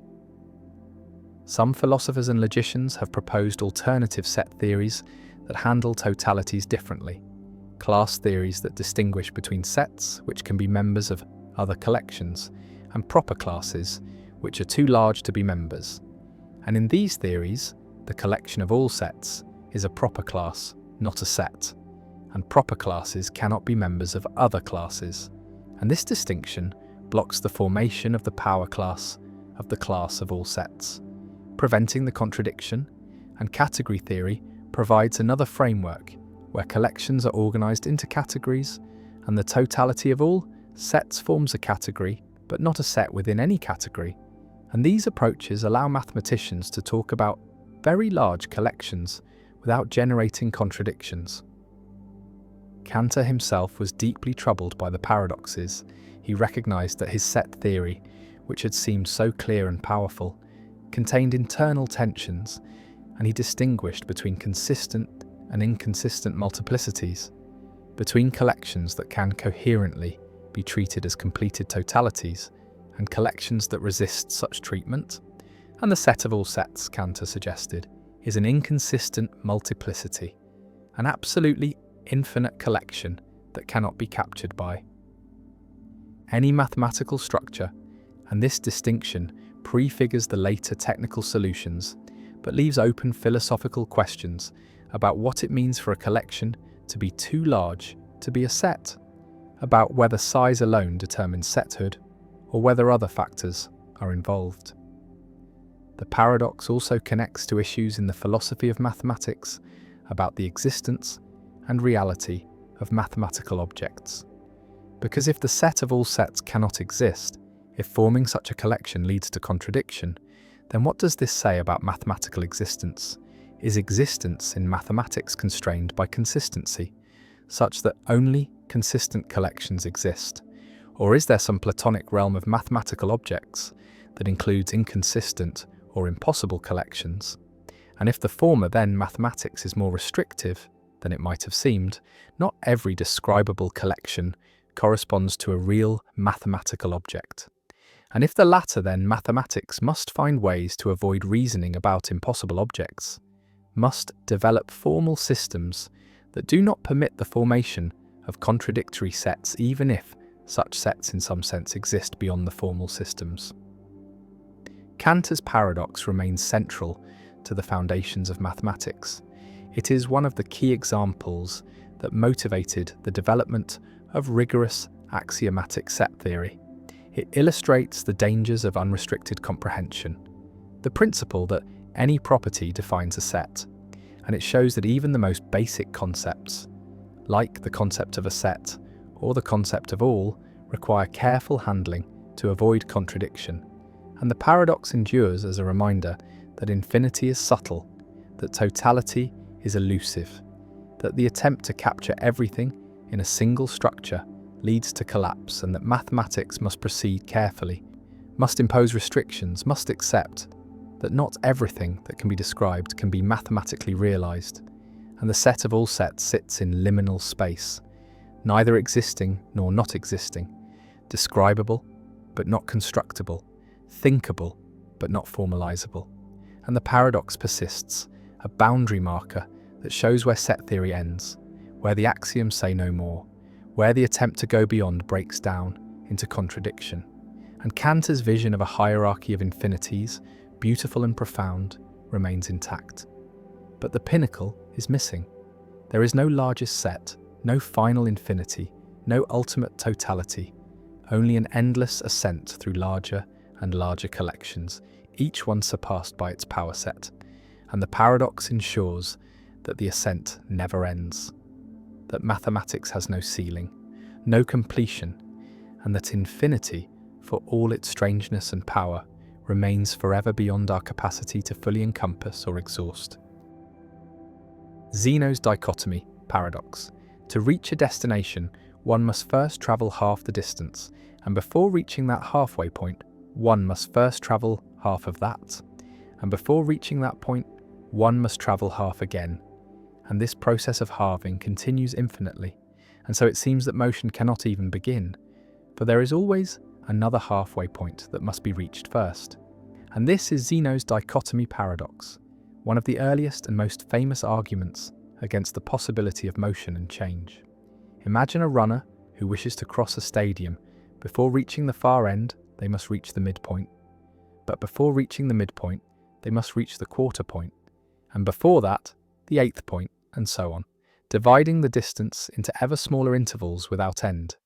And since there are infinitely many such intervals, the runner would have to complete infinitely many tasks. And how can anyone complete an infinite number of tasks in a finite amount of time? And yet runners do cross stadiums. People do move from place to place. And so something must be wrong with the argument. But what?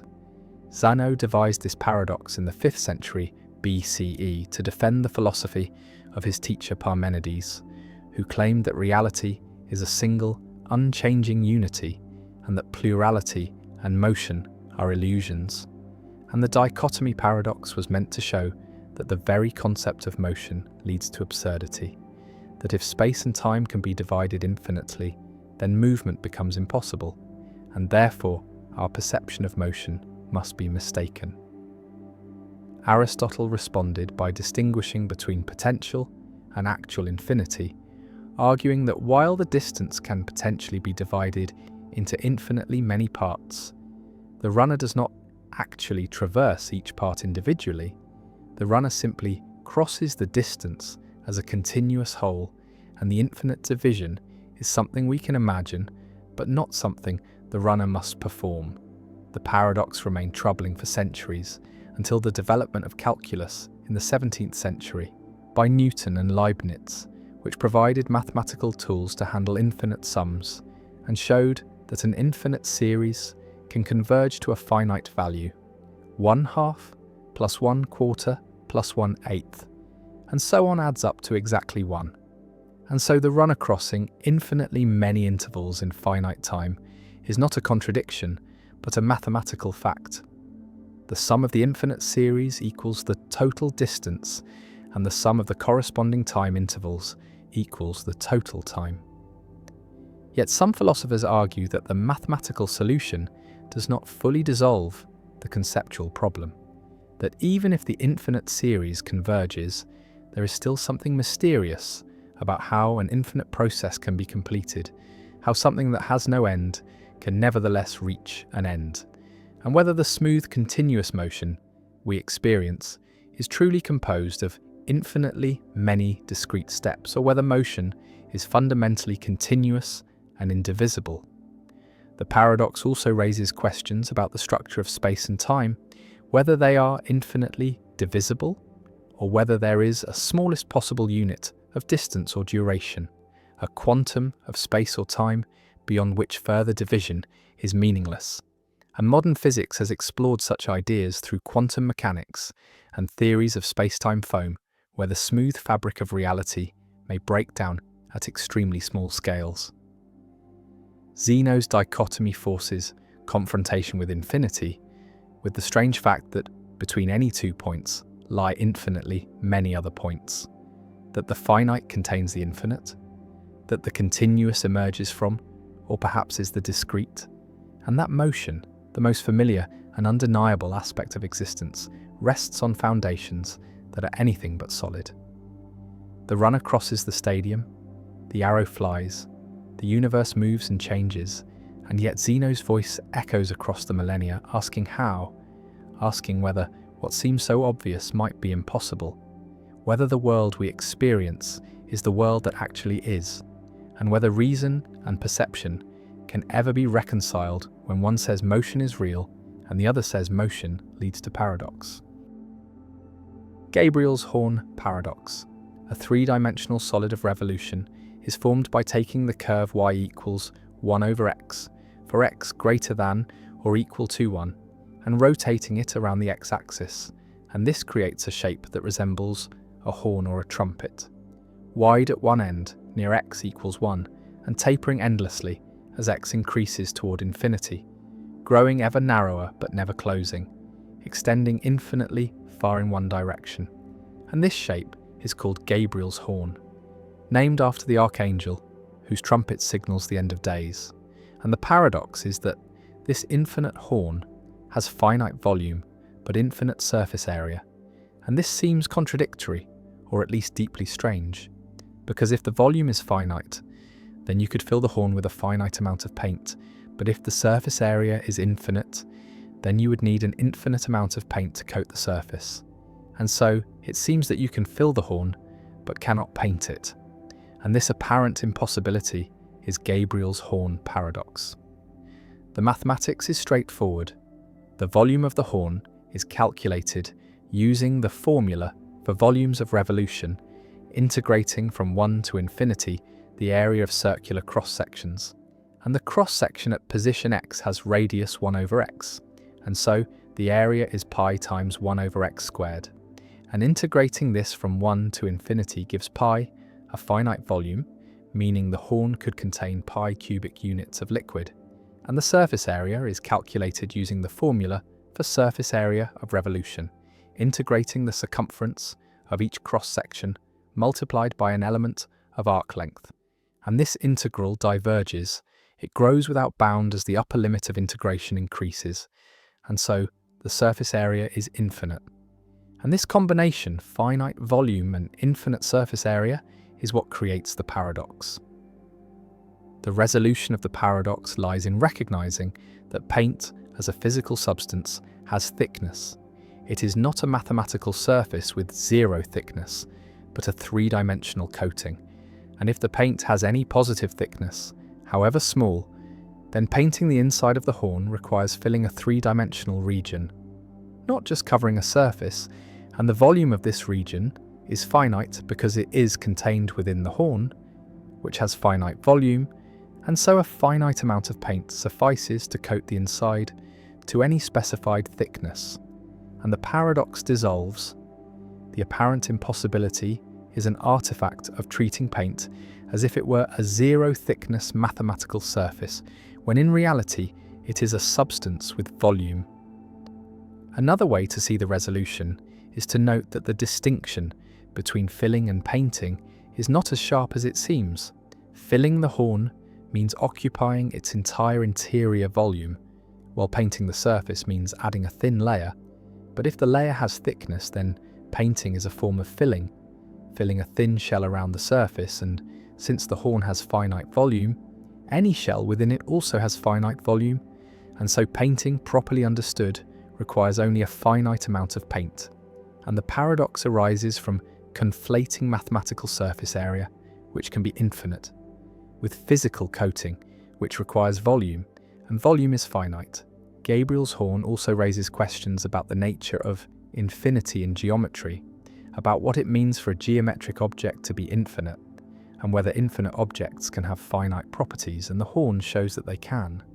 That infinite extent in one dimension, length, is compatible with finite extent in another dimension, volume, and this is not unique to the horn. Many geometric objects exhibit similar behavior: infinite regions with finite area, infinite surfaces with finite curvature. And these examples show that infinity is not a single uniform concept, but comes in degrees and dimensions, and that intuitions about finite objects do not always transfer to infinite objects. The paradox also appears in discussions of limits and convergence, because the volume integral converges to a finite value, while the surface area integral diverges. and this difference reflects the rates at which the integrons decrease as x increases.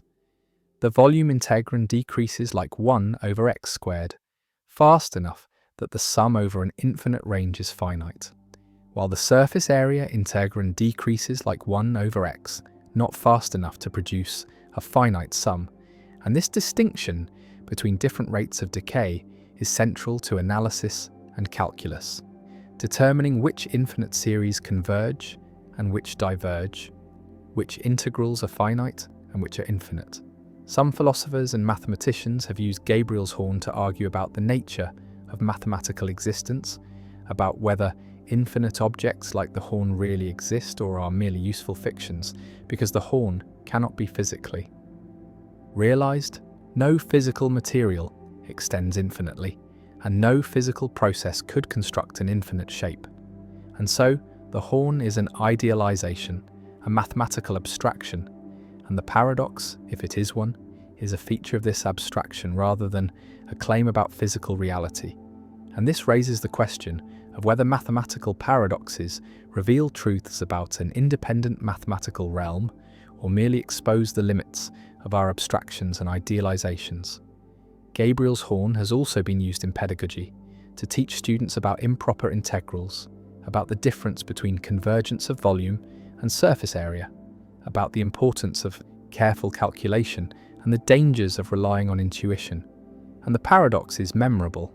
It sticks in the mind, a striking example that challenges assumptions and forces students to think carefully about what integration measures and what infinity means.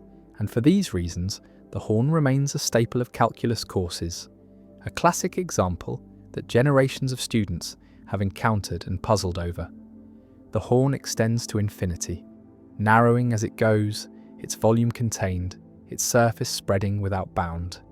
And the paradox asks whether this makes sense, whether an object can be filled but not painted. And the answer is that paint has thickness, that coating requires volume, that mathematical surfaces and physical substances are different, and that the paradox is resolved by attending carefully to what filling and painting actually mean.